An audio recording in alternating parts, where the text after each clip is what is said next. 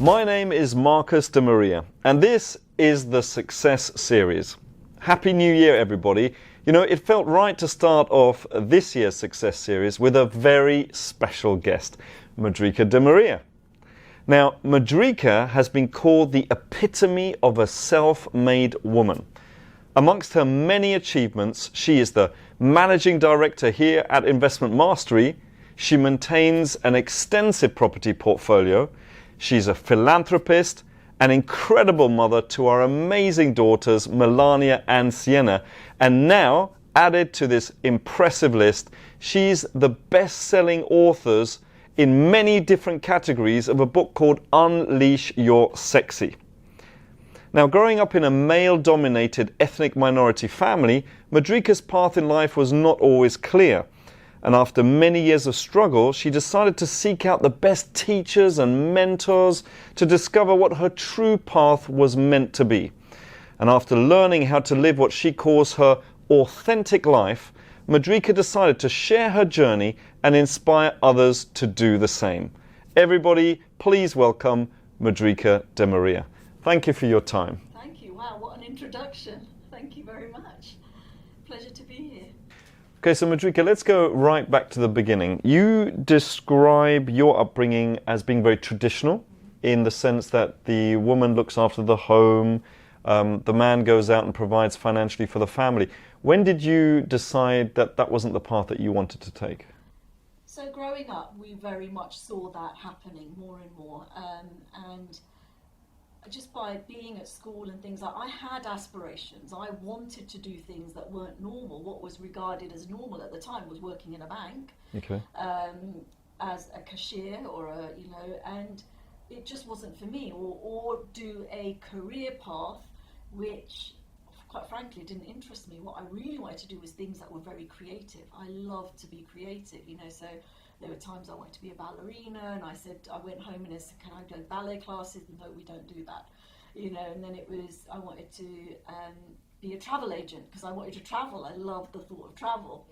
That again, that's not a job, it's not a career. Just do your, get your academics right, and then you'll be fine, and then you'll get a good job, and then you'll get a good husband off the back of it. Because the more educated you were, it was really confusing, really, because the more educated you were, you'd get a better husband. So if you were a doctor, you'd marry a doctor. But then what would happen traditionally, you'd get married, and then you'd give up your career. So my thing was, why am I going to study for 10 years to become something and then just have babies? It just never made any sense to me. So much conflict in growing up. Do you do this? Do you do that? So for me, I didn't enjoy studying. I enjoyed the creative side of things. So for me, it was just, this doesn't make sense. And I think at that time, I was really confused. But I carried on doing things to please the family. So I'd come in, I'd go, I've been to a careers advice thing, exhibition. I know what I'm going to do. I'm going to be a beauty therapist. And they looked at me and went, no, we don't do that either. It's just like, what do we do? It was madness. And you're so confused. In the end, I just went, what do you want me to do? And they went, well, if you're not going to study, which you're a big disappointment, then you can then work for a bank, like everyone else is. Oh, like an investment banker or a trader. As a back-of-house administrator within the bank. That still sounds amazing, good. Still sounds good, back-of-house administrator. Stuffing statements back then. You had to do that physically, with stuffing statements in an envelope, licking them, cutting your lip, and all that whole rubbish, because you don't think back then that there was nothing electronic. So how long did you do that for? 5 whole years. 5 years? 5 years. Ah. And yeah, that was interesting. Wow, okay. So it sounds like it's not interesting. Okay, and then when did you kind of decide to stop doing that? Sounds like you had a huge potential career there. What did... what made you change? Well, I got married and I actually felt I was in control of my life. This wasn't to me? No. Okay. So husband number 1. Oh, okay. So I, at that time, I felt that I no longer had to live up to the family's expectations. Because I got married. Ah. I felt like I was a grown-up. Right. So once you're married, you can do what you want. Kind of. You still have to follow his family traditions. Oh. But he was very supportive and said, you should do what you want to do. Okay, so what did you do? So I ended up doing part-time courses in beauty. Oh, okay. Continued traveling because it's something I love to do. But started by doing part-time evening courses in beauty, and then eventually one day reading a newspaper I saw an advert for Christian Dior, and I went, that's my dream job. That was it. There was no ifs or buts. This is it. I remember talking to my ex-husband, saying, I have to do this. I know we're going to not have all these benefits from the bank because we used to get reduced mortgages and everything, but this is my calling. This is my thing. And yeah, so it was that point that I went, I'm going to do what I want to do. And that had been in me for years and years and years. So that's quite brave. Did you ever have any doubt, self-doubt, and just said, you know what, this is the safe way of doing things, it's what my family wants, this is what I should be doing? Of course, there's always fear. There's always fear around doing new things, and but it was something inside of me just said, just give it a go. And with that support, I felt that I could. Do you think you could have done it without his support? Probably not. Okay. Because I think I still had those beliefs At the time, back then, okay. That I have to please my family, I have to please my culture, I have to be a pleaser, and I don't think I would have without the support, because I would have felt I'm letting him down, letting the family down. So yeah, I think that support was definitely the thing that helped me push towards it, even though that calling inside was so strong, So I want to explore this. So you basically finally went to what you thought was your calling. Did you get the job immediately? No? I had to fight for this job. I basically applied for the role, went for an interview very quickly actually, and then the area manager changed. So the lady I had the interview with left, and I didn't hear anything for weeks. So I phoned them up and I said, I had an interview, I've not heard back. We've got a new area manager. I said, can I come in for another interview? And the answer was, yeah, we'll get her to call you back, So I think a week or so later, I ended up ringing again. I was so adamant that this job was mine. It was just something I had to push. So I rang the head office every single day. I think it was for 28 days in a row, until they took my call. So you just kept ringing? Every day. Every day. What did they say to you? We'll ask her to call you back. We'll ask her to call you back. And after the 14th time, they said the same thing? Yeah. Did they not think, who is this person? I think they had different receptionists. So I think I was lucky with the timings. I did change it up a bit. So you rang for 4 weeks straight? Mm-hmm. And I finally got a call back from the area manager, and they said, we don't have any posts open, but we have to give you an interview just for your persistence. We have to meet you. Ooh. So that paid off. That paid off. And I don't know where that came from, because I'd not read any books, I'd done no personal development, but it's like that calling inside. When I saw that ad, it was like, this job is mine. It was a level of certainty I've never really had before. And I did go for the interview, and luckily I got the job. Were you any good at it? I was crap at it. Oh. Because I ended up being in this store, which I thought I'd be in Harrods or Selfridges, You always told me you were really good at it. I was later. Okay. So I get to this counter and they go, you're in Boots, the Strand, tiny little shop. And I actually thought that I was going to be a makeup artist. The one next to Charing Cross, that one? Yeah, I know the one. And I thought I was going to be a makeup artist, and I was going to be doing makeup and this glamour. Catwalks. It's going to be amazing. And they went, right, here's your sales target. I was like, what? Here's your sales target. I was given a sales target. You've got to do this in perfume, this in fragrance, this in makeup, this in skincare. And I'm looking at them, what are you talking about? So it was basically a glorified sales role, which I didn't realise it would be. And then the next day I received this big box, that's the stock. Now you've got to do a stock take and put it up. No, but you must have had training. Well, yeah, but what was interesting is I went into that job thinking I was going to be this big ass makeup artist. Interesting. And it was retail. But really good though, isn't it? Because that's like a real hardcore introduction to business, because business is all about sales and marketing. It was a blessing in disguise, because I remember the first day going home, going to my brother, oh my God, I've got to sell. And then I was thinking, in my community of friends, people that we knew, who do I go to ask for advice? I'm going to have to learn how to sell. Oh, very good, yeah. So I picked an IFA that was in the family. He was really good at selling because he'd sold us a good couple of policies. And I was like, he knows how to sell.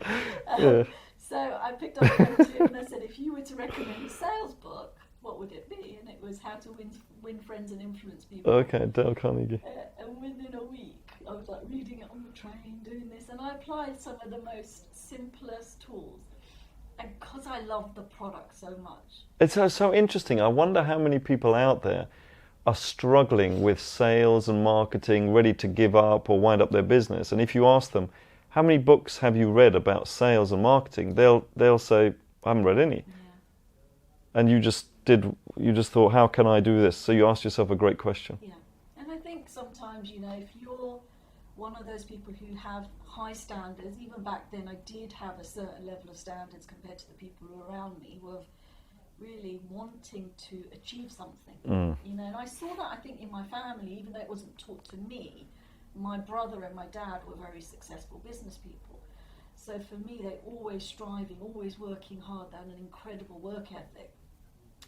So yeah, that was that. And I ended up reading the book and applying the skills, and then looking for mentors within Dior to help me become better. And I never not hit a target. I always hit a target. It was just not negotiable for me. You have to hit a target, and they always had, if you reached 5% more, you'd get a lovely gift, like a Dior pen or Dior glasses, something. I always overachieved my target. And I do put it down to that book, because it was my start of being really good at sales. Okay. And then I think you went to dizzier heights, working for the national makeup artist for Dior, catwalks, actually the things that you really wanted to do. In the end, I did get there. So it's funny, because it is like a vision, isn't it? Yeah. That was my vision of working for Dior, and without knowing it, that's ended up what happened. That's actually where I ended up. And then you had your chain of, how would you call them, salons, before we started working together at Investment Mastery. So you really did extremely well, but you didn't really have much of an education. In fact, you said in the past that not having a formal education has really helped.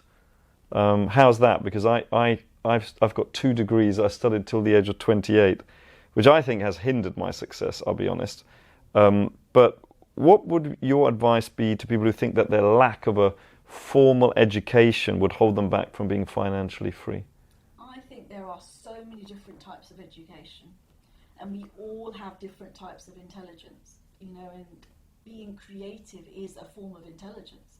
And I think that had I had the formal education, I probably would have gone down one career path and stuck to it, whereas I probably had 5 or 6 different career paths. And that's just, I think, when you're using what is your natural God-given talent, is the most powerful thing you can use. It will always be there because it's a part of you. It's who you are. It comes naturally. And it's flow. It's easy. It's sustainable. You carry on doing it because you love it. It's because it's the core of who you are. So for me, the creativity, even though for years I struggled with the limiting belief of I'm not educated enough, I worked on that a lot and continued working on that for many, many years. What does that mean? Not educated enough. No, what does it mean you were working on? Because so you got degrees? What do you mean by you were working? Because some people, I guess, if they say, well, I don't have a degree, they'll go and get a degree. No, I did a lot of personal development. So instead you just decided to work on your beliefs around that. Yeah, my beliefs around it, working on how can I get rid of some of those beliefs, how can I look at ways that there's things that I am very good at, how can I work on making them great. Because you're very street smart, right?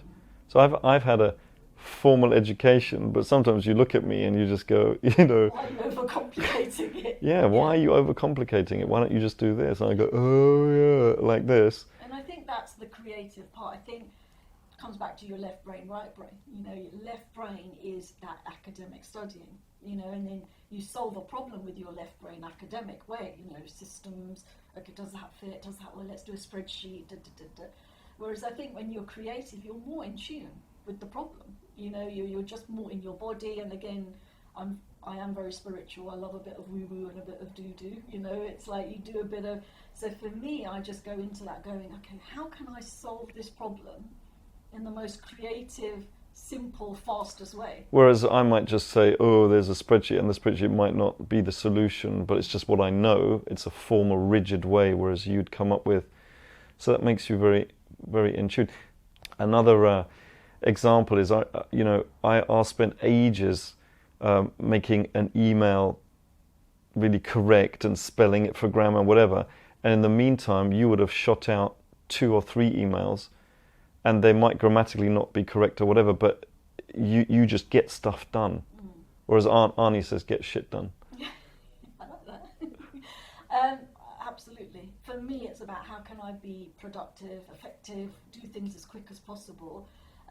So if I was doing something, it was an important proposal or something to a client, of course I'd take my time a little bit more and do it well. But if it's internal, no, it's just whack it out. You know, it's just get it done, get it done, get it done. I think there's an element of when you've not had that formal education, you don't have so many rules around it. You know, and that's life too. You have so many rules around things if you're not careful. Whereas I don't have as many rules because I wasn't actually taught them. So for me, it's just get them done. I mean, I know PAs of mine are like, Madrika, it's taken me a year to decipher what the hell you're saying, because some of the emails are really bad. But I just see it, that's their job. That's them helping support me. You know? Oh, very good. Okay. So we mentioned in the introduction that you've got many strings to your bow. You're the managing director of Investment Mastery. You've got an extensive property portfolio. You're the mother of 2 amazing children. A bit biased there. A little bit. You're now a best-selling author in many different categories, not just 1 or 2.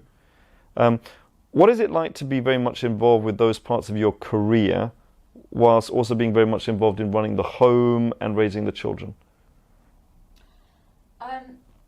I really struggled with this, you know, going through the process. It sounds all like I've achieved so many things, and in that achievement there's been a lot of growth, a lot of pain, a lot of heartache, you know, a lot of roller coasters, and I think I've just always looked for education, really, looked for not traditional education, but looked at reading books, looked at going to seminars, I mean some around the world, you know, having coaches. I've had coaches for 20 odd years. I've always had a coach in something or a mentor in something, and looked to really get help and assistance in doing those things in order to get them done in a certain way. Running a home life is like, I run it like a business. Everything is systematized, you know, even people who work for me have job descriptions, have checklists, have proper training from me. I mean, when we pack a suitcase, you give me this Excel spreadsheet which has been there for the last 20 odd years, and I just tick it off as I do. I mean, it sounds obvious. It does, it sounds really But when simple. you gave it to me, I thought, all these years, I'll travel and I've forgotten stuff. With this list, I'll never forget anything. There's an underlying thing here which is quite funny. I'm actually very lazy. I love to just laze around and chill out and watch TV, and you know, I remember when I was younger, my parents said, have you actually got a back? Because every time they saw me I was lying down, you know, and they just saw me as the lazy kid, you know, and I am quite lazy. And I think when you want to be an achiever and you've got these lazy traits, you have to systematize everything. You know, you've got to have systems in place in order, and you want to delegate. I just found a way. I'm like, I never want to do that again. So the packing list, for example, I'm like, why am I writing this out every time I travel? Which is quite a lot because I love to travel. So I'm writing it out. I'm going, why am I doing this every 3 months? It's stupid. So then I type it out. And it's just evolved over the years. We've added things, and the kids have had a list, and I've had a list, and you've had a list. So it does come back to, I think, my laziness. that I go, I'm never doing that again if I can help it. That's so fascinating. I mean, it makes such sense. But then you said something about if you want to be an achiever and have lazy traits, so one has nothing to do with the other? Like, you know, when I think of lazy people, are they achievers? They can, well, I hear what you're saying. I think for me, I wanted to achieve things. So I think sometimes achievement is not just about achieving from the outside. For me, it's achieving from the inside. I want to know that my last days, I want to know that I live my best life, the best version of me. So that laziness, I mean, obviously I'm not as lazy as I was when I was younger, because I've got to get on with stuff and do things. You have children. Exactly. So that laziness it's almost like a bit of a default inside, because I don't want to write a list out half a dozen times.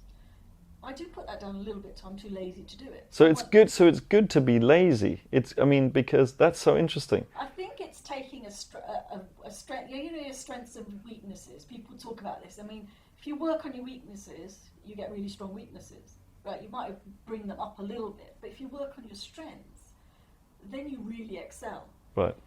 You know, and I think that those were my weaknesses, so I made them a bit better by doing things like lists and things, and then just delegating it because I didn't want to do it anymore. What about choices? I mean, everyday choices. Are they important to, you know, run everything that you're doing, and the children and the house and the business and the property portfolio? Well, one of the biggest things I've learned through that journey, as I call it, is putting myself not at the top of the list. And I think... So doing it or not doing it? Not doing it. So that was the part of the journey, though, right? So yes, I had systems, I had things in place. But sorry, you were doing it or you want to do it? I don't understand. So in that time of going through that journey, yeah, I felt that I was doing everything, the best of my ability, but was putting everyone else first. Right. And I would say it was only about 3 to 4 years ago that I was so depleted of energy, of happiness or anything, that actually made me stop and go, okay, I'm there for everybody. I'm doing, like, running the business, everything's going well, the kids are really well brought up, everyone's supported, and I had everything in life that I could ever dream of, you know, beautiful home, financial freedom, everything. But there was still a feeling of unhappiness. And the unhappiness was from unfulfillment because I wasn't putting myself first. And as much as I'd learned about that everywhere, that you always put yourself first, it was something I wasn't doing.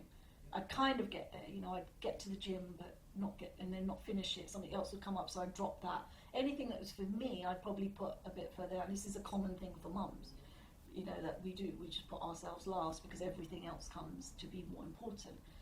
But the key to anything, the key really is to put yourself first. But how can you do that? Because if you have children, how can you put yourself first? You just have to find a way to. So you would eat first and then the children? It's not about food necessarily, it's about your emotional bank account. Ah. So it's about, I call it your emotional bank account, but it's about filling yourself up with the things that give you joy and happiness. So for me, going to the gym isn't one, but going for a walk I love. So it fills me up with joy and happiness that when I do then greet my children, I'm in a different place. Rather than it being a chore being with my children, I'm in a great place because I filled myself up with my happiness and joy. And you end up, things just flow a little bit better anyway. Got it. So you look after yourself first so that you can help them more. Yeah. And okay. It's not just about the needs. Obviously, if they're food needs, I would feed my kids before me. Yeah, I think we're a bit different there, but yeah. So you've been very open about your experience with what you call mummy guilt. Maybe you can tell us a little bit about that and how that affected you. And then what would your advice be specifically to others, especially other mothers who are in the early stages or even just thinking about having children? What's mummy guilt? So mummy guilt is very common. It's when you have so much, no one teaches you how to be a mum. You just one day become a mum and you think it's all going to be lovely and rosy, and then most women find it really difficult. And then if you've been a career-driven woman, then you have your children. They become your first priority because they are literally a screaming baby. You know, they become your priority. And let's put that into context. At the same time, you're still running a company. You have to go into meetings and pay attention, not be asleep. You have to look glamorous, you have to act the part and all of this. And at the same time, you're not sleeping at night. I mean, honestly, I don't think any man understands how you do it. Any man. So that's just putting that into context. I mean, that was my life for, you know, from the age of the 3 months, I think, the kids, where I was still coming into the business and running it. But for some women who have their maternity leave, when it's not their own business, they do get maternity leave.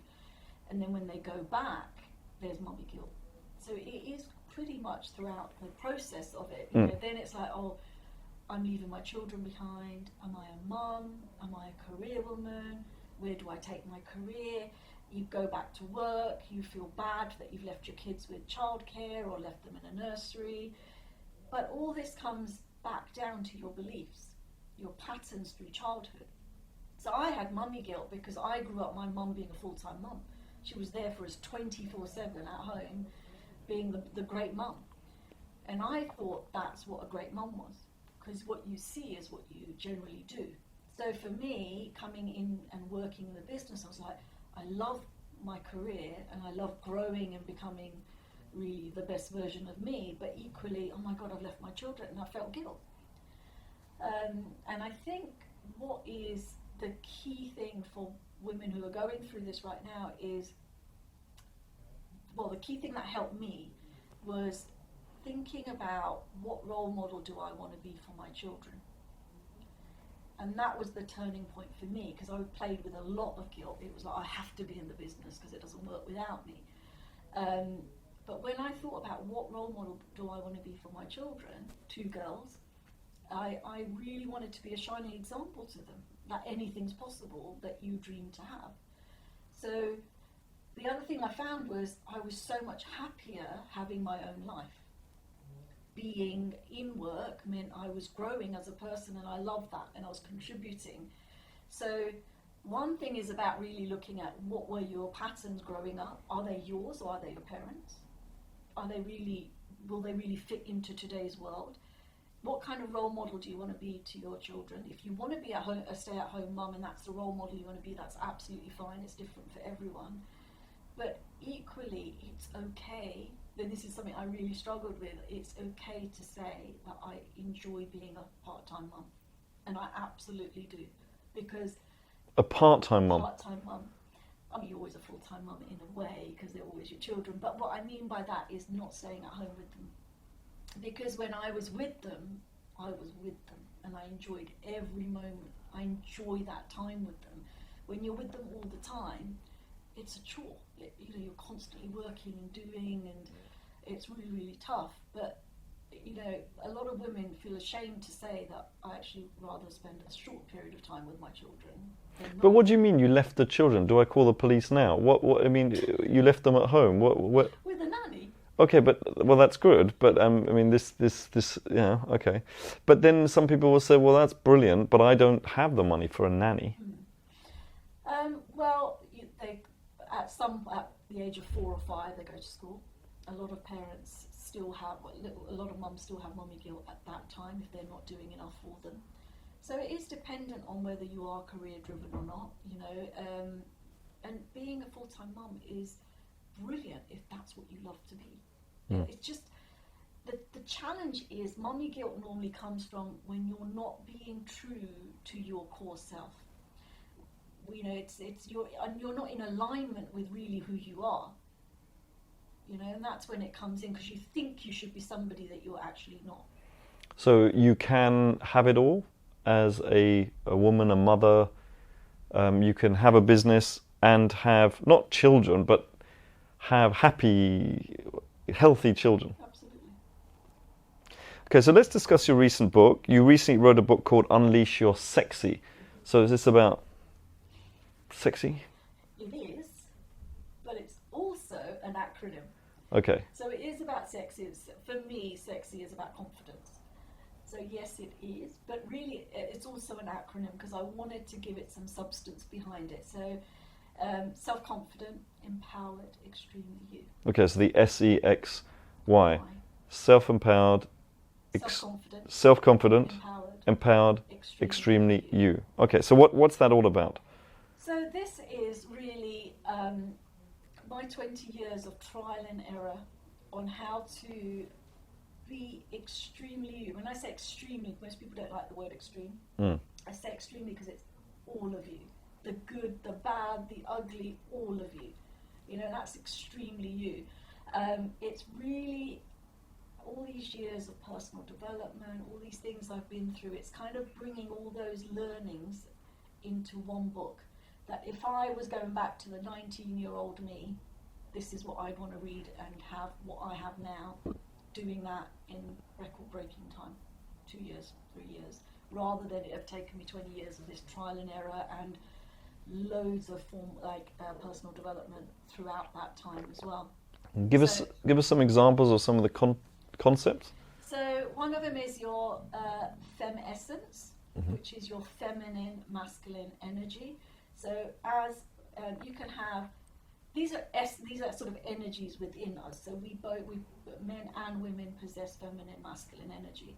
One of the biggest things I've learned in having a career, having businesses, running my home, things like that is driving a business requires a lot of masculine energy, a lot of go energy, and it can be very difficult when you're running businesses and doing that you do too much of that as a woman.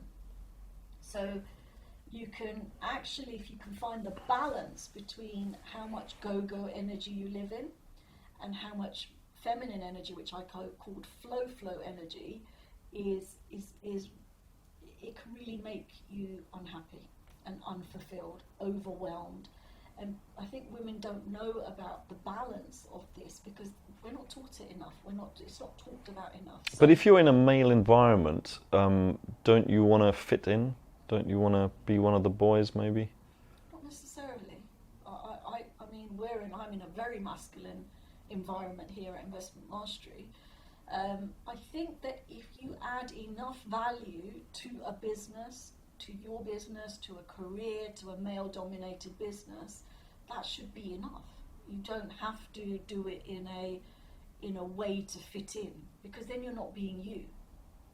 You know, so feminine energy, what femessence is finding your personal balance between the two. So for example, for me, I'm a feminine woman. I need to be at 70% feminine energy and 30% masculine energy. So my projects I do, I need to make sure I've balanced my day, my week with things that fill me up as a woman, as well as doing all that driving within the businesses. Okay, and apart from that, what are kind of some major learnings that people have when reading the book? One of the big ones is the power of being you. And people say it, be the best version of you, be you. I was going to say, yeah. Kind of, what is that, you know? And it's, I think one of the things I really recognised writing the book was how do I explain it, you know? And I think when we're growing up, we're born, we're given constant praise. You know, you're born, you look like a lizard, and the parents go, oh my God, you're so beautiful. You know, and then you take a crawl and they fall down and you celebrate. You know, and then they take their first step, you celebrate. And they get to about 3, 4, and then they start putting their fingers in sockets. No, don't do that, stop, no. All these barriers start coming up.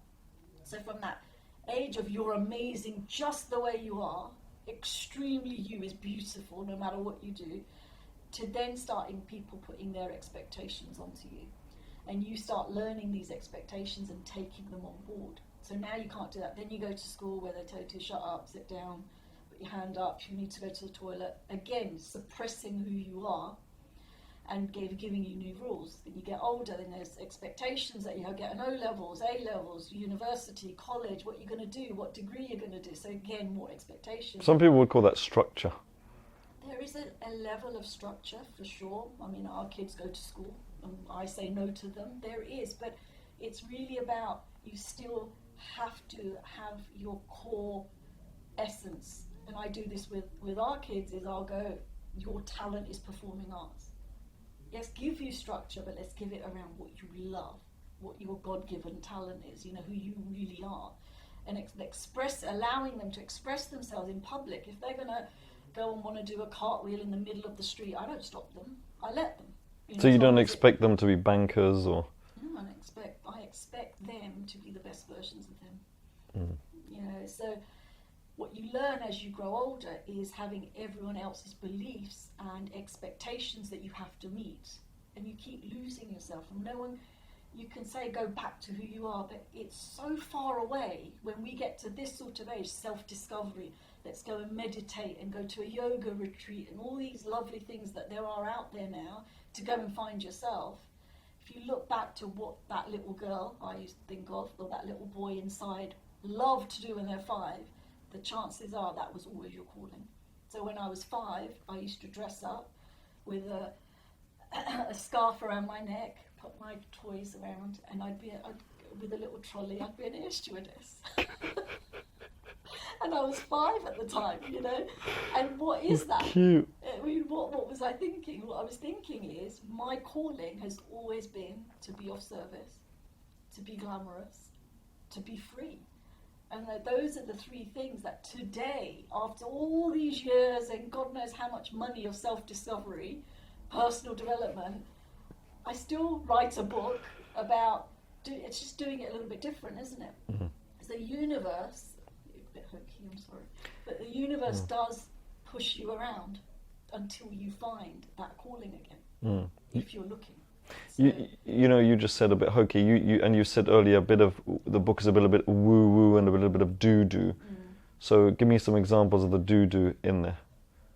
So some of the doo doo is there's some exercises within it, but I wouldn't have achieved the success I've achieved if I didn't take action.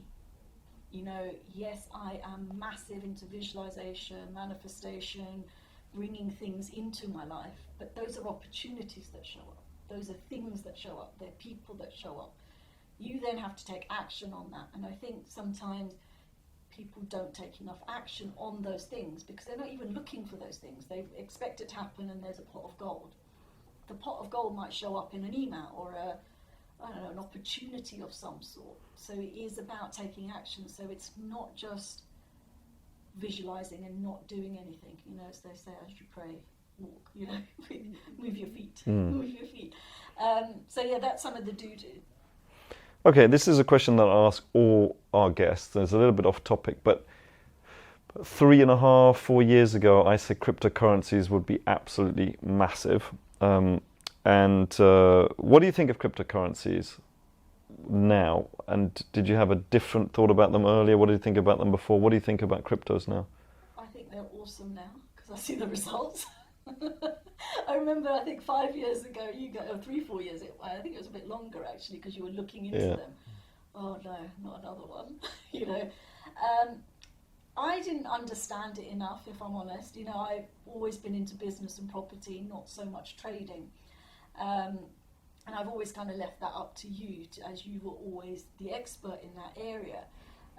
But I do remember one thing, you having absolute certainty and conviction that this was the new thing that was just going to explode, and I have to eat my words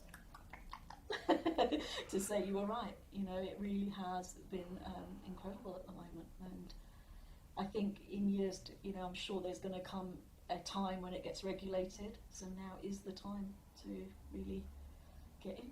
I remember in the first wave, I think we put in 150k, obviously not all at once, and it was up at 880,000. You looked at it and you went, sell everything, right? Because I hadn't really told you before. Then I said, look at this, and you said, sell everything, and I went, no way, this is going all the way. I was a little bit early on that call, but no, you said no, sell, and then I started selling, but not really properly, and you kind of called almost the top of the market.